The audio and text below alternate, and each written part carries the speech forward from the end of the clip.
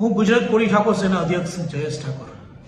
ચલો વિછિયા 9 માર્ચ કોળી ઠાકોર મહાસંમેલન થઈ રહ્યું છે ફક્ત ને ફક્ત એના માટે કે કોળી સમાજનો એક વ્યક્તિને ન્યાય નથી મળ્યો અને એને ન્યાય ન મળવાની પાછળ 94 લોકોને અન્યાય થઈ ગયો.